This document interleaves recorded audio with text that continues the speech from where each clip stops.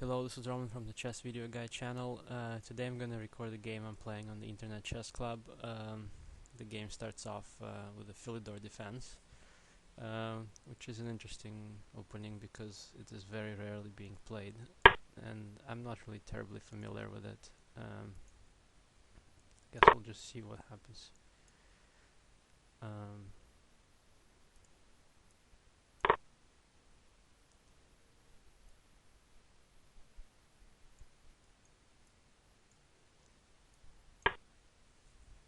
As far as I know, whenever white takes on d4, this is not a really... sorry, if black takes on d4, this isn't a terribly good version of this opening, but we'll see. I hope bishop c4 is accurate because I mean, it's a good way to develop a bishop, but on the other hand, it's a little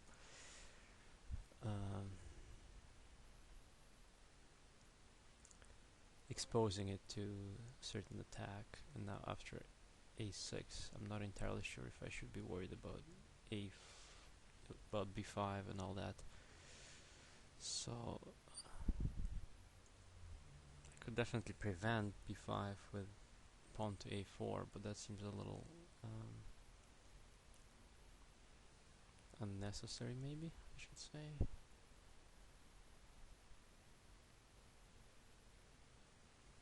I mean, the other option is to allow b5 and just let my opponent play it, but okay, I should have played a4 quicker, I guess.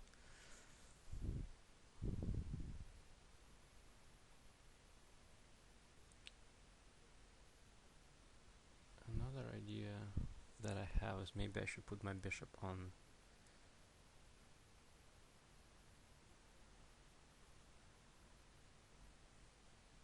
b2 and put pressure on the opponent that way.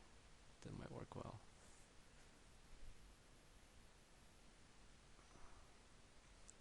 All in all, unless the opponent comes up with something interesting in the next few moves, I think I'll just have a nice spatial advantage and reasonably good development. My pieces are well placed at the moment. The only issue is some possible counterplay along this diagonal that I had just exposed a little bit. Other than that, the e4 pawn isn't really... Wow, where's that going? Where is he going with that? I don't know. So I will not try to double guess. d5? I don't know. I guess he spotted that the square is good for his knight, and you know, it'll be hard for me to kick it away, but I don't think... I'm continuing to like white's position. d5. I really did not see that coming. It seems a little dangerous that he exposes himself this way. There's nothing I can do to counteract that. I mean, I wasted time on... So let's see, I should take...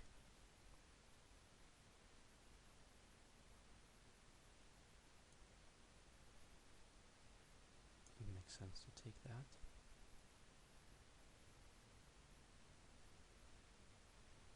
But I should be able to get something out of this. I mean, I have pressure on d5, and I mean, at the moment he clearly hasn't blundered anything directly, but if I go knight to f5, he takes, I take on d5, but of course I got nothing out of that. So I think the wise strategy is to put pressure on the d file. I don't really see any counter indication to this move.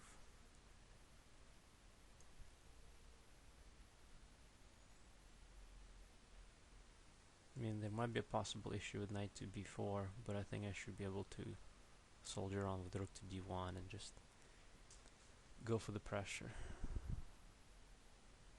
and ignore the attack on c2. He could play c6, and then I think I'll just have some pretty long-term... I mean, then for one thing I could just play for the isolated pawn, but I think rook to d1 then is better, putting more pressure on him.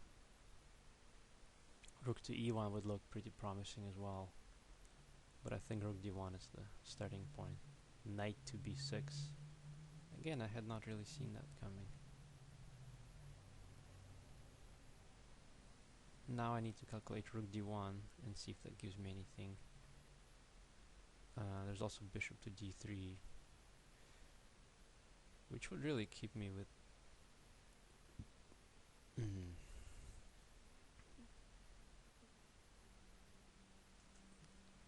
good attacking chances. The other thing is, tempo-wise, yeah, bishop d3 has its downsides of letting that knight a little loose. And then I could try rook d1 immediately. Then he can take. I can go knight to f5. I'm giving up quite a bit of stuff then for a queen. Bishop e2 is an alternative too, of course.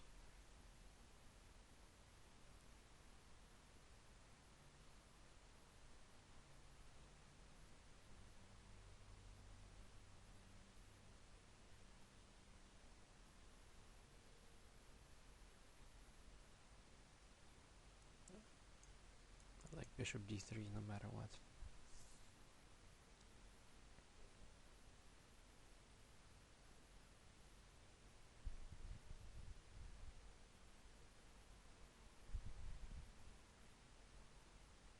This still appears very promising for white. I mean, he will put the bishop on f6 probably in his next move. But I mean, the bishop on f6 is a little vulnerable too if he ever has to play g6.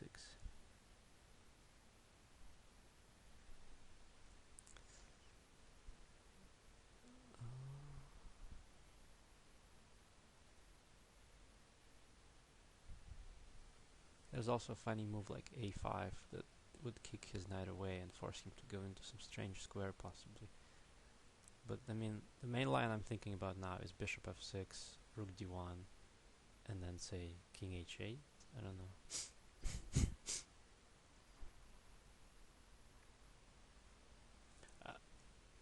I'm still uncertain about his idea of playing d5 so early on. It's a little illogical to play d6 on move 2 and then d5 on move 10, while he also spent some time on moves like a6. I mean,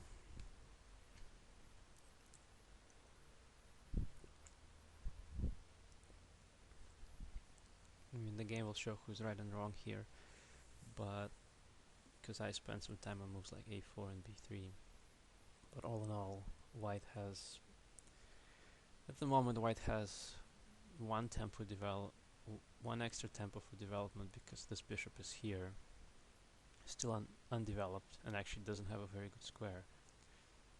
While white has all the 3 minor pieces out, the second tempo white has is that his queen already moved. So, if all that's left is just these 2 moves, I don't know when will black have a chance to connect his rooks. That's just not in the near future at all. I mean, a queen exchange like queen d5 would make some sense, but then there's bishop to e4 kicking him away. Well, it's funny, as soon as I said it, he played it. But I have now 2 nice options, bishop e4, and I can also play queen to e5. Queen e5 looks promising because that would hit the g7 square potentially. Also take away the e5 square from him, because now if I go bishop to e4, I clearly can win a pawn, but he would kind of retreat to here, and who knows. There's also a funny variation, bishop e4, queen e5, knight to f5, takes,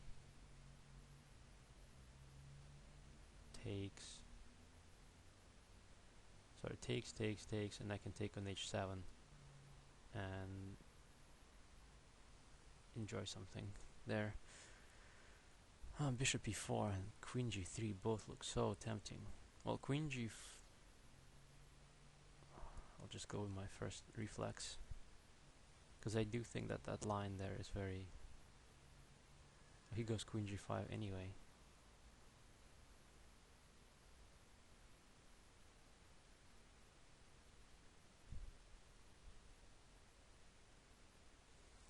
On the bright side, he got his stuff out, and he escaped from some of the pressures that were immediate there.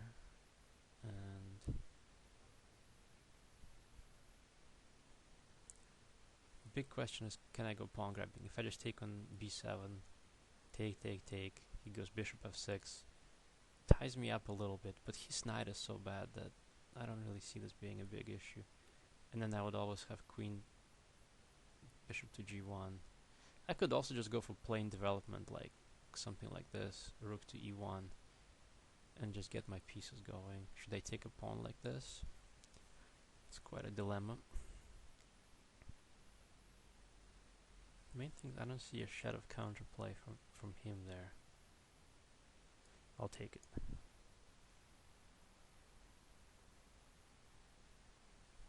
The reason why I'm taking this pawn is not just because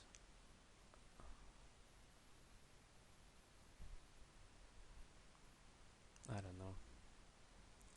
As you can tell, I'm pretty skeptical about this operation.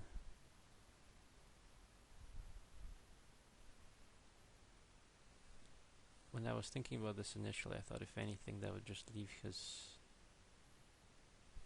pieces more hanging. But now I can also play queen to c3, setting up the battery against that, but that would walk into bishop to f6. So maybe what I could do first is maybe I could go queen to g3. I suspect he's got bishop d6 prepared, and then I go queen c3, and I kind of misplaced his bishop. So I'll go with queen to g3. It's getting a little calculated here, but I mean, he's got the rook hanging there, and bishop d6 also walks into f4. So I think this is fine. I'm also having all kinds of tempo moves like queen. I don't know, it's just collapsing for him, I think.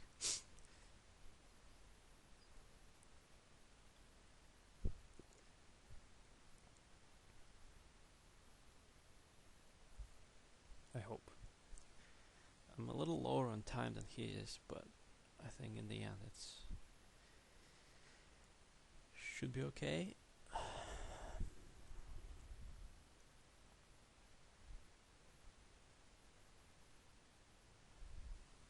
In the 15-minute game there isn't really much, yeah, so now I also have f4. What is wrong with f4? I don't see anything wrong with f4. We just gain more and more material. Makes me a little bit exposed to his crazy two bishops, but I mean, it's queen to c3. Yeah, queen to c3 was my initial idea, but there's also pawn to h4 that looks very strong. But then he just goes to g6 and I haven't really gained anything, so f4 is possibly better. It might a little expose me on that diagonal, but it would just drive his queen away, and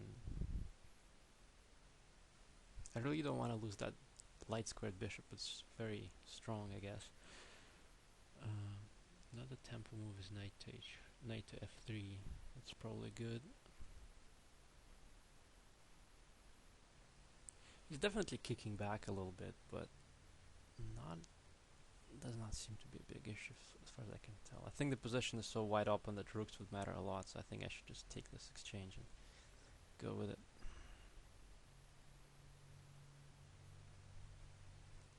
So I'm threatening to win another piece with takes on g3, takes on g3, and I get his piece.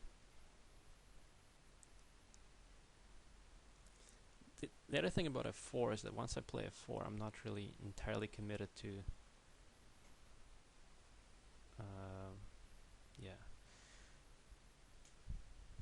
I'm not committed to grabbing that exchange on a8. I can still play other moves like anything basically that tries to work on that diagonal and attack him on g7. Like how is he going to attack defend g7? I think just h3 now should wrap it up and ask him some really important questions.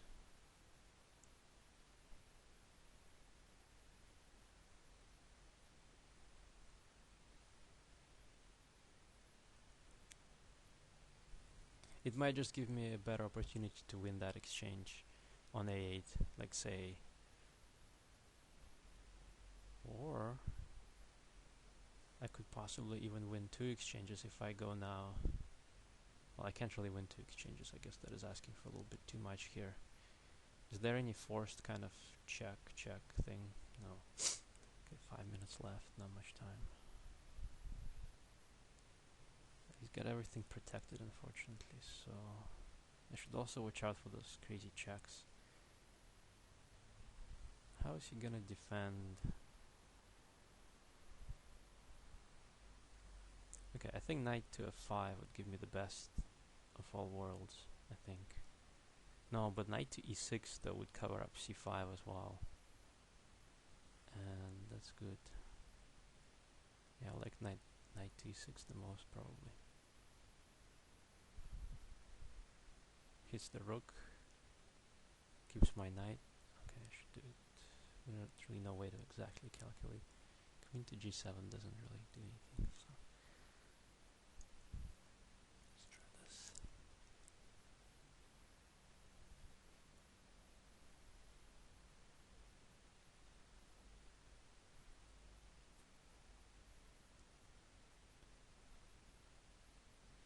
That knight was a little bit loose in the middle of the board, so if I give that up for a rook on f8, that would be a big improvement over giving it up for a bishop. Well, that is great, but I don't think he defended against checkmate. So, well, that was a nice game, and thanks for watching. I got a little bit lucky with this blunder here from my opponent, but all in all, I think it was a reasonable game. Just white. No, I'm sorry, I cannot play another game right now. But I think all in all, I had good space advantage, and I had just developed with bishop to b2, and I think his d5 was very risky, and I think he paid for it, and with his lack of development, and then he blundered checkmate in one move. Maybe he didn't like his position, so he just wanted to end the game. That happens sometimes. But all in all, a fairly reasonable game. Thank you for watching. I'll be making some more of these kind of videos, hopefully, and stay tuned to my channel for other updates about tactics, ebooks, grandmaster games, and all kinds of things chess related. Thanks for watching again.